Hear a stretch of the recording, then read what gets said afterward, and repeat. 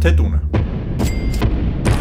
10 փաստ թղթետունը սերիալի մասին, որ քչերը գիտեն։ Առաջին, սերիալը բառացիորեն մեռած նախագիծ էր մինչև Netflix-ը։ Առաջին սեզոնի վերջում սերիալի դիտումներն այնքան էին ընկել, որ պրոդյուսերներն այն համարեցին ավարտված։ Netflix-ը արդեն գնեց ձախողված սերիալը եւ այն դարձրեց համաշխարհային հիթ։ Երկրորդ, սկզբնական սցենարում պրոֆեսորը ձախողվում էր։ Այդ տարբերակում նա փոխում էր պլանը եւ արագ բռնվում էր, բայց սցենարը փոխեցին, որովհետեւ Ալվարո Մորտեին չէին ուզում կորցնել։ Երրորդ, դերասանները չեն ունեցել ամբողջական սցենար։ Շատերը ստացել են միայն իրենց տեսարանը, ոչ թե ընդհանուր պատմությունը։ Ռեժիսորները դիմել էին այդ մեթոդին, որ ռեակցիաները լինեն իրական։ Չորրորդ, Բելա Չաուն սցենարում չի եղել։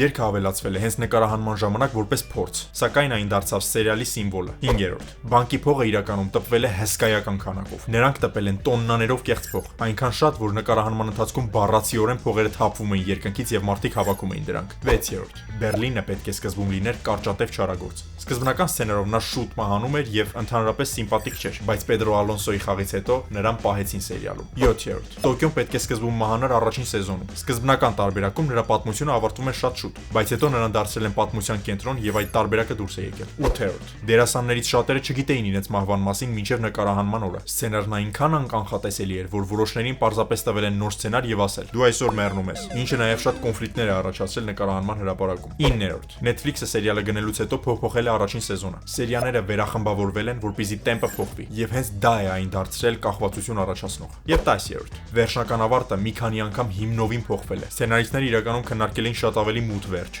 բութ, ամբողջ թիմի մահ, բայց ընտրել են ավելի դիտվող տարբերակ, քանի որ վախեցել են, որ քննադատությունները պարզապես չափից շատ կլինեն։ Մեկնաբանություններում գրիր քո սիրած ֆիլմը, որպեսզի անդրադառնանք, եւ նաեւ հետեւիր ալիքին, դեռ շատ ֆիլմերից ենք խոսելու։